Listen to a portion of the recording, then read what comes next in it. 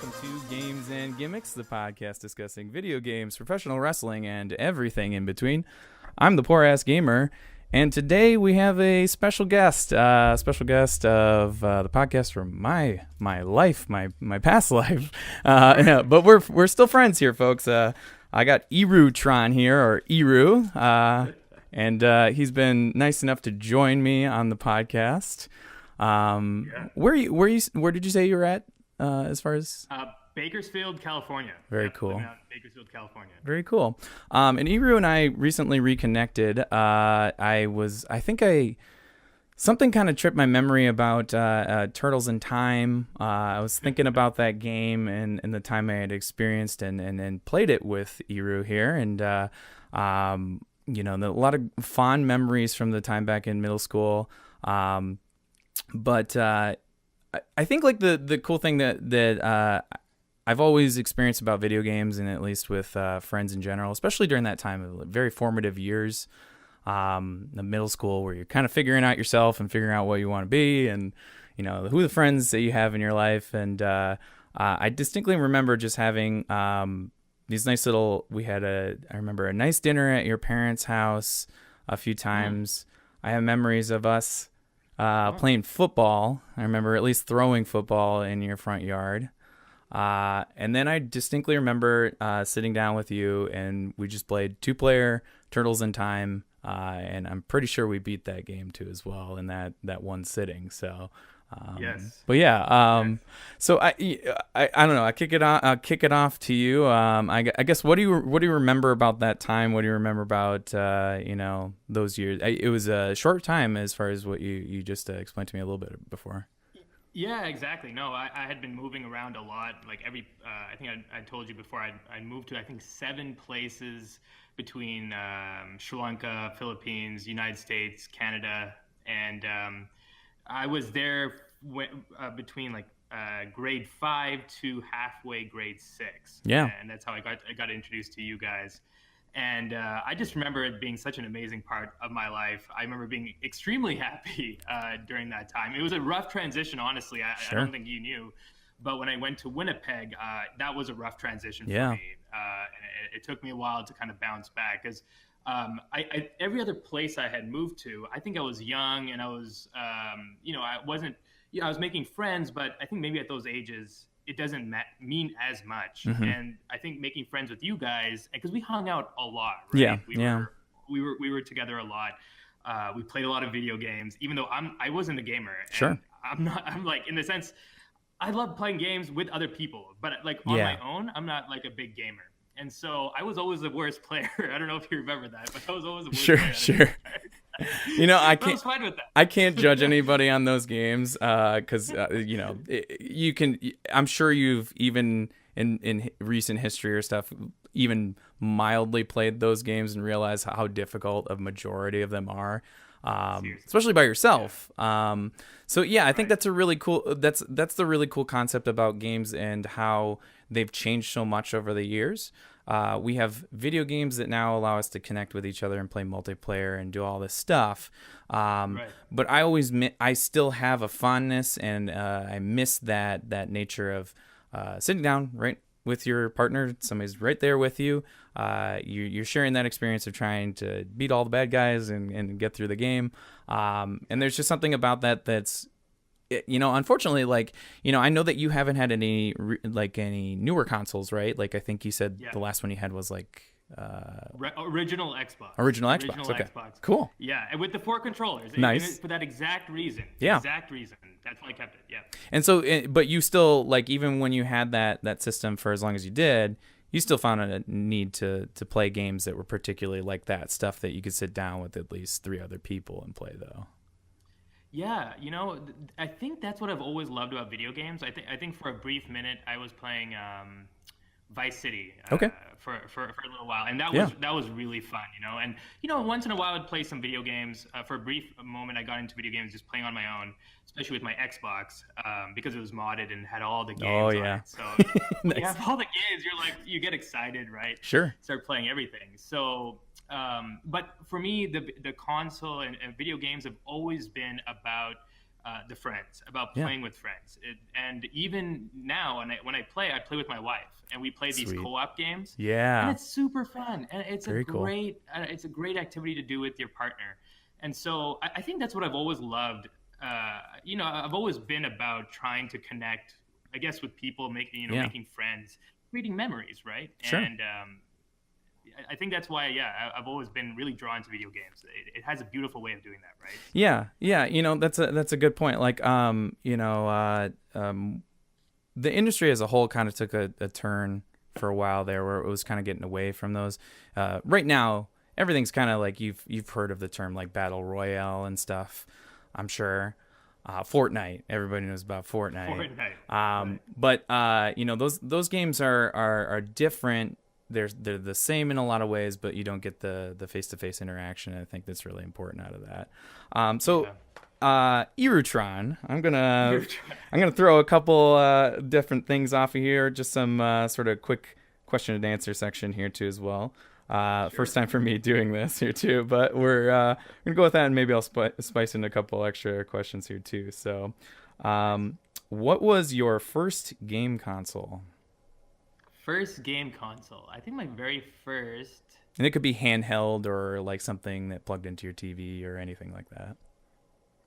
Oh, that's what I'm trying to remember. It was either my Sega Game Gear. Nice. I don't know if you remember the Game Gear. I think you had to put like 6 batteries in those bad boys. And it barely ever stayed charged long enough. Yeah.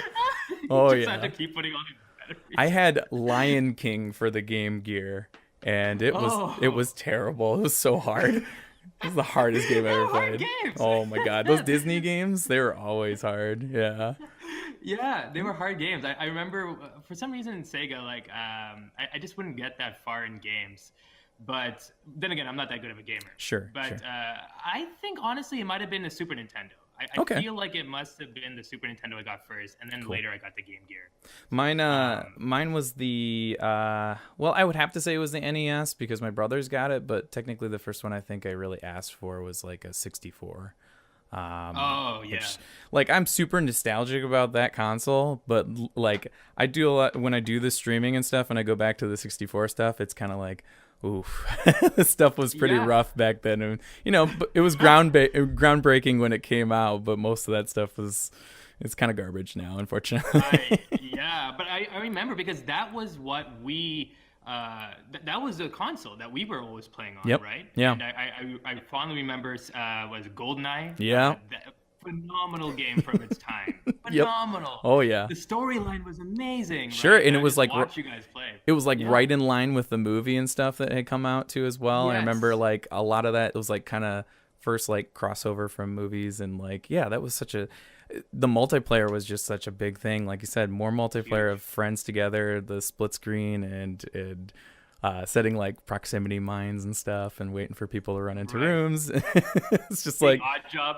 Oh yeah, Whoever picks Odd Job is cheating immediately, right? That's so true. That was such a great game, man, and that was revolutionary. In my opinion, that game was revolutionary in the way that they changed. I don't remember multiplayer shooters ever being like that. Well, a big thing with that game was that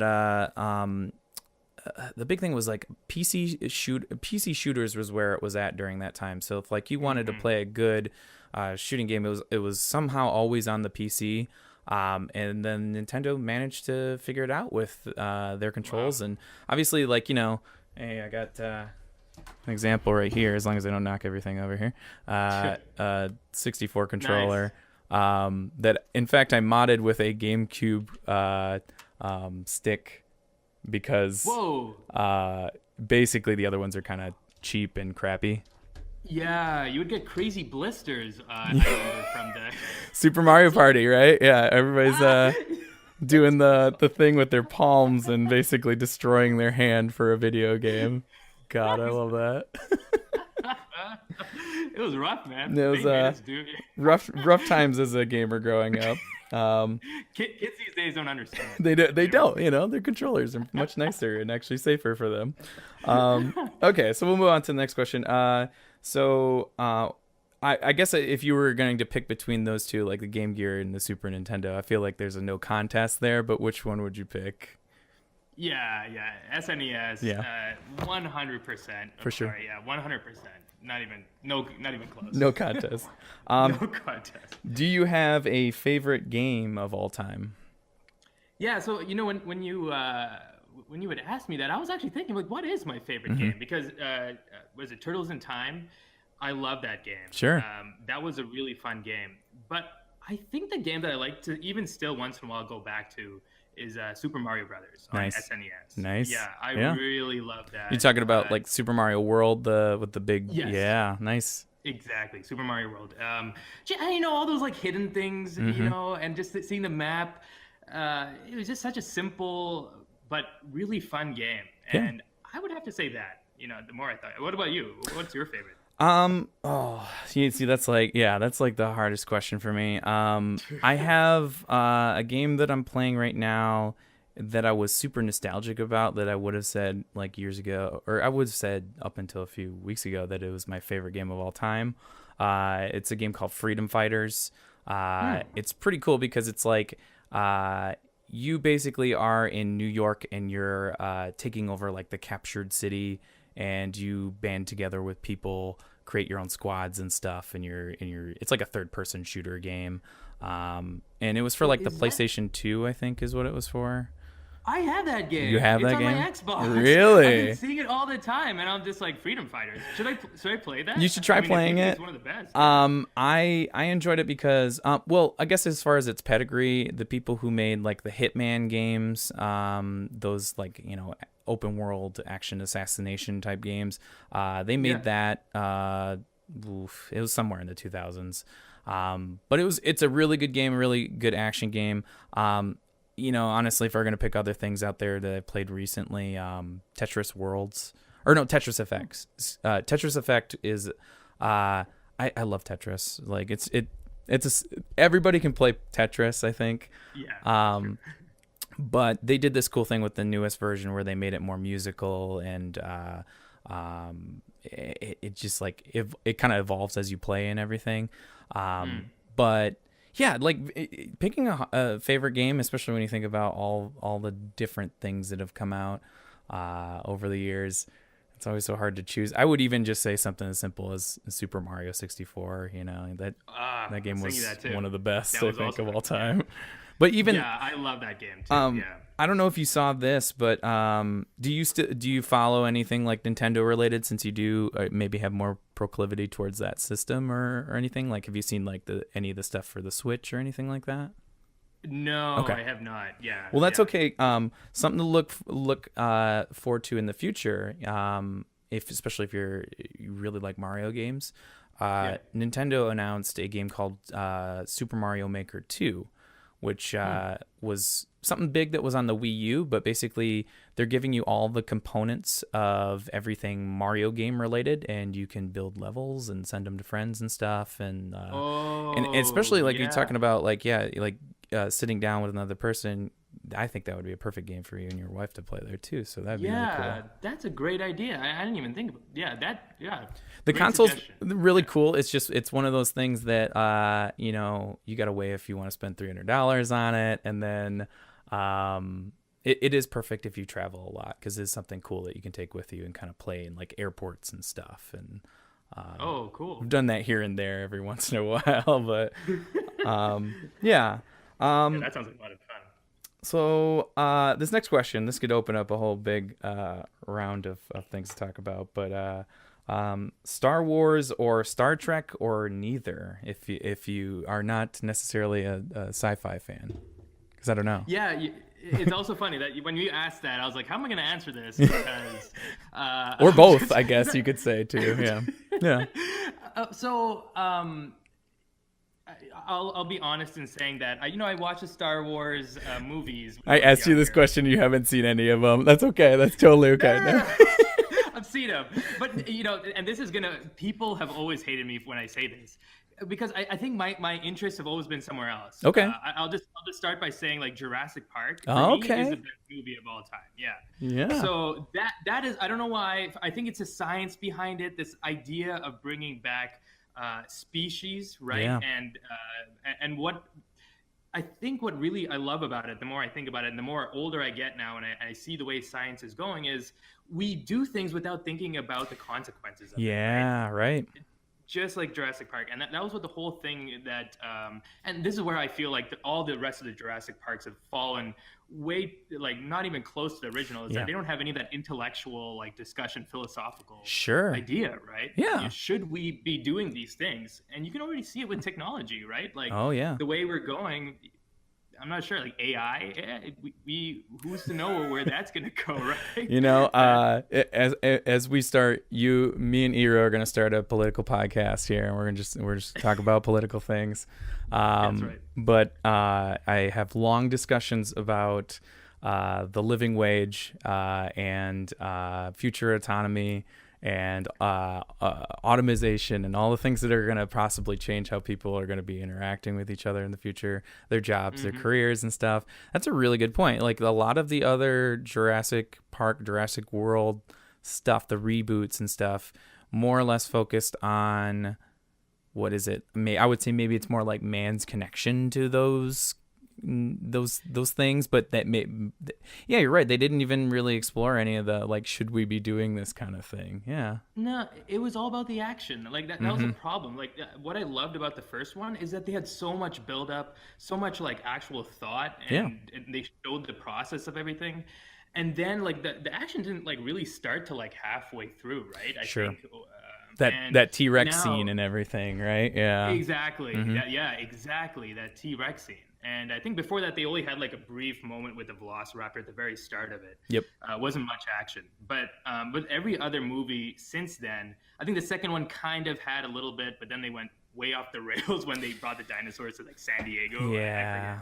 The island, and then we had the second island with all of the animals on it. Like it was revealed at the end, like, oh yeah, there was like another island.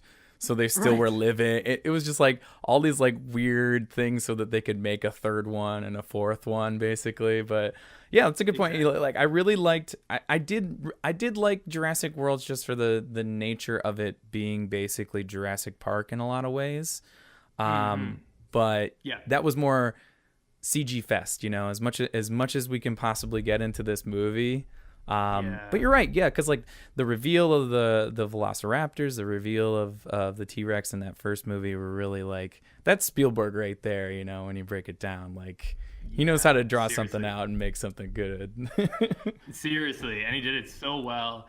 But you know, that was the reason why it was hard for me to figure out the whole like Star Trek, Star Wars thing. But I think, and when I think about the actual storylines itself, I mean, they're both pretty good. Now that I'm older, I'm understanding why it's so interesting. I mean, if you relate it to our society itself, right?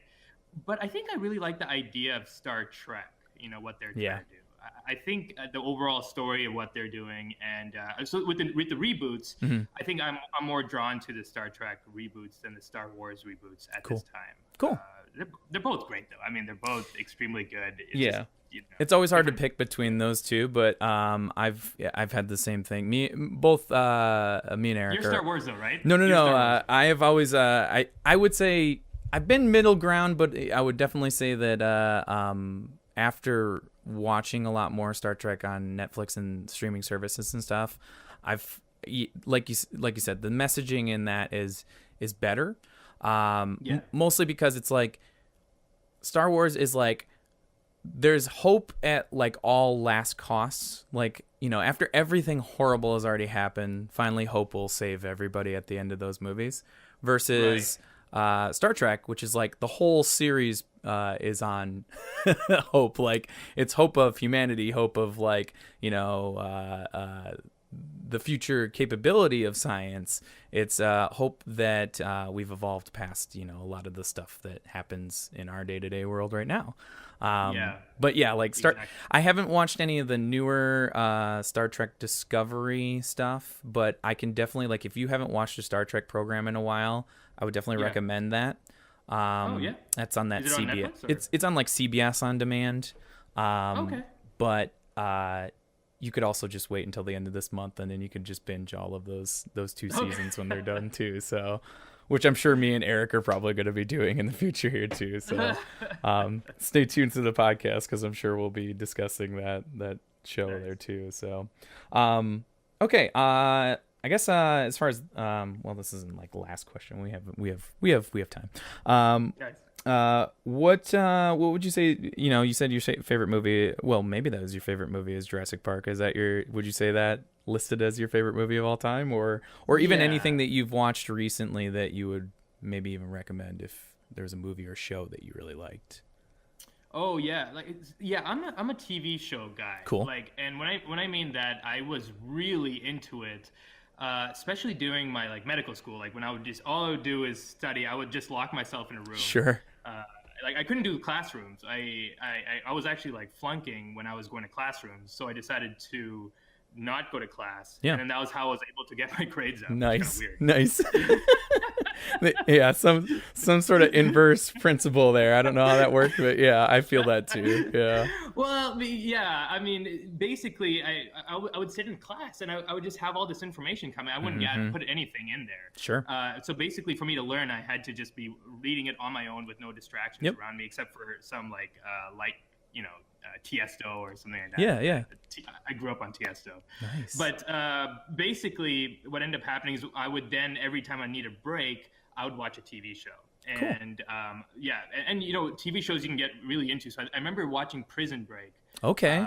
Nice. Basically a lot. And I think the TV shows have just gotten so good in terms of their quality. Right. Just so good. And I'm wearing a Breaking Bad shirt right now. Yes. Just nice. Yeah. I like it. I have a Walter White shirt that just says what was it? What was his bad guy name again? What did he used to go by? It was like a famous Heisenberg. Yes, excuse me. Heisenberg. It just says Heisenberg, and it's got the doodle drawing of his face, so the hat and the mustache and everything. I like that. Yeah, that's a fantastic show. Gosh, have you ever watched any Better Call Saul? Yes, and also phenomenal. Yeah, show. Yeah. All super good. I don't think it'll get the same kind of fanfare that Breaking Bad did. Sure. Just the way the show is, but it's still so good. Yeah. It's still so rich.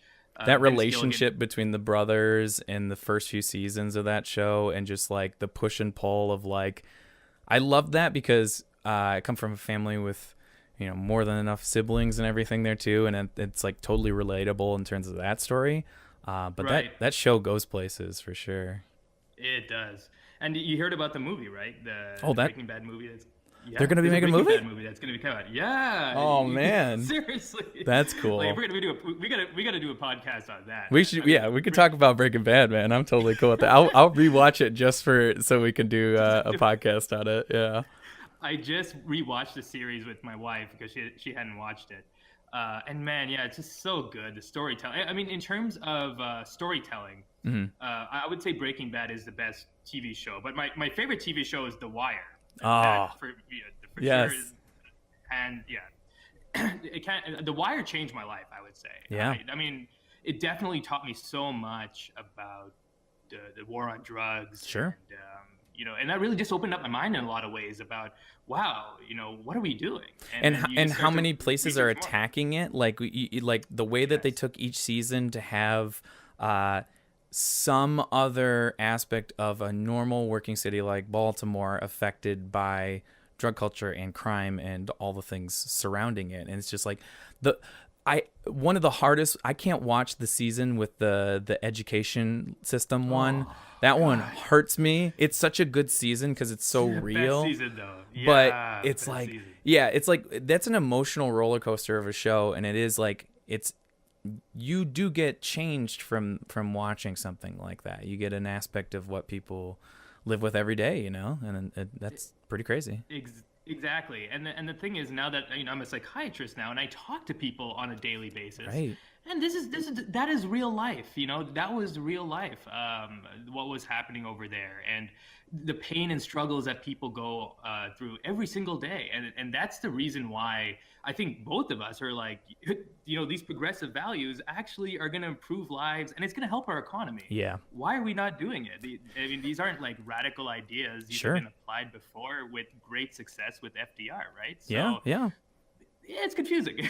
Yeah, and we're living in a confusing time. It's like, yeah, we're living in some of the most difficult time of this country, and how people interact and get their information, and it's coming at them from every possible direction there too. But yeah, that's a fantastic program. On the topic of, even like you said, like psychiatry stuff there too as well. One that I just recently watched, it's on Netflix, and very good, is The Assassination of Gianni Versace. Yes, Fantastic show. Shows kind of the depths of kind of just, I guess in this case it's just a very mentally ill person who sees the world in this completely fabricated way, and it's just, you can't help but be sort of like not attracted to that, but you're just like watching it, and it's just this train wreck of stuff that's happening, and you're like, this is awful, but I can't stop watching this crazy thing that's going on. So like, that's a great show, but like, yeah, like, they highlight things that we maybe we can take that information in and know how we can change ourselves and other people in our lives too as well. So not just entertainment, that's the good thing about this stuff that comes out these days. So it's so funny. I mean, now that you talk about the assassination of Versace, which was an amazing show. I don't know if you saw the first season, which was the OJ. I meant to watch that one. Yeah, I'm gonna go back and watch that one now. It's seriously good. FX as a channel have some amazing shows. They do Fargo, Atlanta. They have some really, really good quality shows, on the par with HBO, I feel. But what's so interesting to me is that there's another documentary on Netflix called Abducted in Plain Sight. I don't know if you I heard about that one. Yeah. It's you should watch it. It's just I don't know how to explain it. It's insane. It's insane. It's you're like, I can't believe that happened, but it just shows like, there are certain destructive people, but they, like, one person can go and like really destroy a lot of people's lives. Just like this one guy, right? Like that guy just went kind of nuts. And how many people's lives did he take? Yeah, I think he killed like 4 people or something before he killed Versace. And it's just, like it's not like people weren't given warning signs and people had experienced and they weren't trying to get away from this person. But it's the nature of a very charismatic personality in a lot of cases. Excuse me, especially that guy was just able to compulsively lie about everything in his life and fabricated jobs he never had and experiences he never had just to live in high society, and it kind of drove him crazy ultimately as a result. But just an interesting profile of what can happen sometimes in those stories. Anything else you can think? Any other recommendations? Are you excited for? Are you a Game of Thrones person? Are you excited for that coming up? Yeah.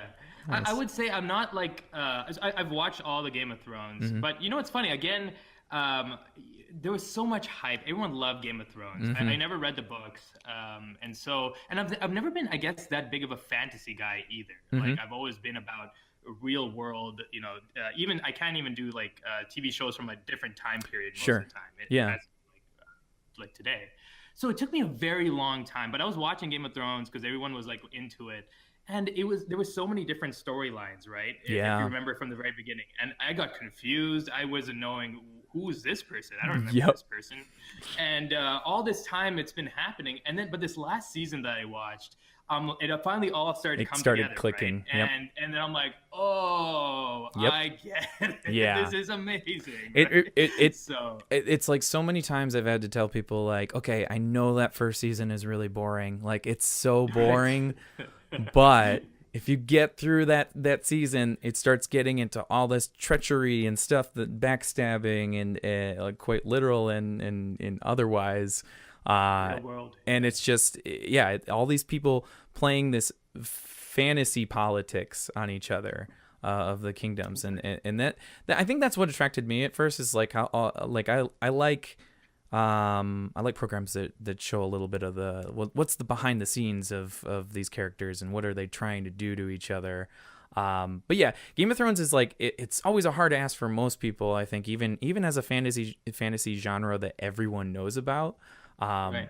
Everybody I talk to, even myself, when I first watched that first season, I was like, okay, so this guy gets his head cut off in the first like 10 minutes of the show. Like, who is he? And like, come to find out, like, all that stuff is going to be, important way later on, 5 seasons later. But yeah,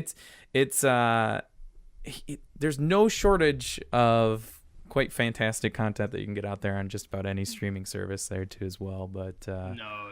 So golden age of television, 100%. And you're right, like, some of the consistent ones, HBOs, the FXs, the AMCs, those are going to be the networks to look out and watch for, because they're the ones producing the stuff that is just like movies, and if not that, better than movies in a lot of ways too. Exactly. I'll throw this one out there. Marvel, DC, anything like that? You have a proclivity for either in terms of comics or anything like that? I am so far removed from any comic book Okay, stuff. Gotcha. Like, not even the like, movies or anything like that? No, I have no clue. Everyone talks about these movies, and I think for me, maybe it's like a little bit of a personal protest. I just the way that the movie industry has gone. They're doing all these reboots, they're doing all these comic book stuff, and I just feel like it's not that original anymore. And they're getting away from most of the original content. But that's just the way it is, right? No, I agree. And so for me, it's just never interested me. It's always been about, is it relatable to me or not? And I guess it's always been too far removed for me, comic book stuff, for me to really enjoy. But I do like the humorous ones though. Like, sure. What's the one with what's his name? Like Deadpool. Not that one. Deadpool, like I was hoping for it to be a little bit better because I like Ryan Reynolds a lot. I wasn't the biggest fan of that. The one with Groot. Who's the one? The Guardians of the Galaxy. Yeah. I like those ones. Yeah. And it's funny. Was great. One of the Eric is a diehard DC. But I've taken him to Marvel things and like forced him to watch like different movies sometimes.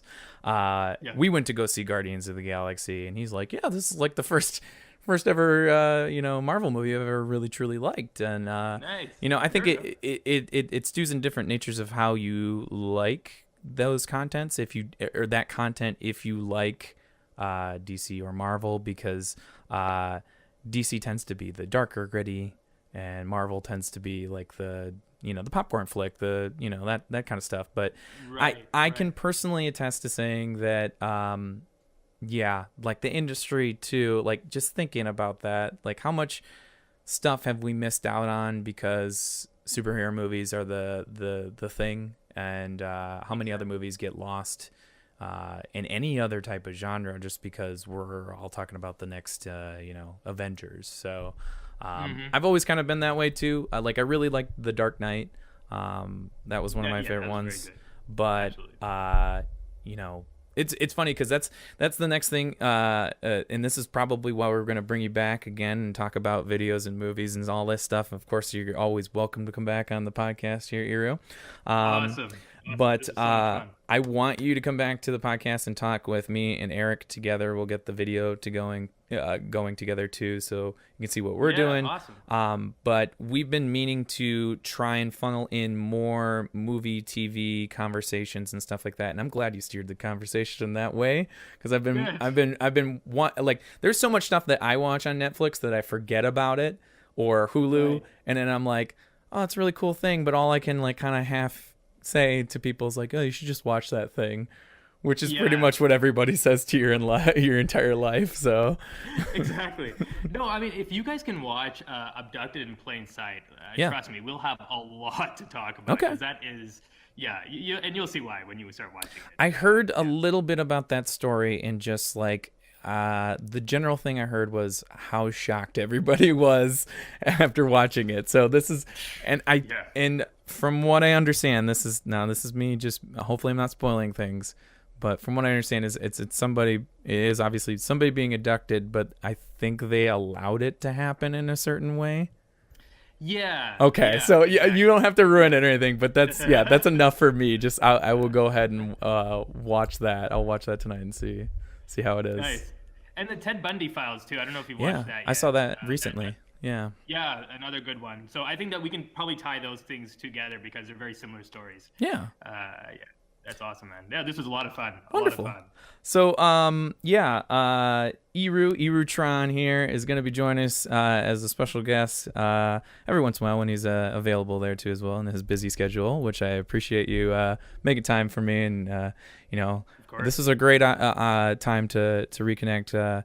You're a good friend to me during a time in middle school where it's just difficult years, I think everybody will agree that 13, 14, 15 is not a good year for most people as they're trying to figure out who they are. And Iru was a great friend to me, and he's still a good friend. I wrote a little thing on gamesandgimmicks.com a little while ago as I'm trying to start my editorial career. And it was all based on just these memories of hanging out with you and really, I think the cool thing about it is that like we come from different upbringings, we come from different cultures. My father's Mexican American. You guys are. Did you grow up in Sri Lanka? Am I wrong in saying that, or did your parents grow up in Sri Lanka? No, you're right. No, I was born in Sri Lanka. But I was only 3 months old when you emigrated. My parents brought me over to Oregon. Yeah. And that's where the first. Yeah.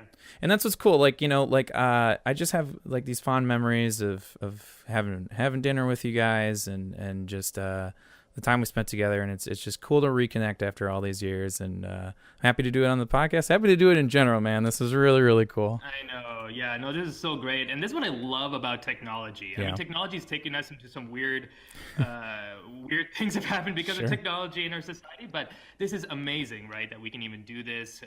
We can even, I love this about technology, and this is what technology should be used for, right? Reconnecting, this is what it should really be used for. So I think this is great. I would love to come back on. Yeah. Thanks so much. And again, this is the kind of stuff that we want to talk about. You and I will be talking in the future about future political cast here. Nice. And in the meantime, I want to thank everybody for joining us. Please check out gamesandgimmicks.com. That is our website where you can find all of this great content. We're going to be doing future interviews like this. Folks from my past, people I used to play video games with. It's a whole series of things that we're going to be trying to do where we just kind of talk about memories of days gone by. But, there's always the positive future there too as well, and the things that hopefully with just the reconnecting here, we can do some really fun things. So please check out gamesandgimmicks.com. That is where you can find links to our podcast on Apple Podcast, on Spotify, on Podomatic, Google Play. You can also find links to our social media pages on Twitter, Instagram, Facebook, and Vero. So lots of things out there. I always have to, there's like 15 things I have to mark off there, Iro, at the end, just to make sure that people know. But gamesandgimmicks.com and IruTron. Iru, thank you so much for joining me. I really appreciate it. Yeah, absolutely. Bye, guys. All right, see ya.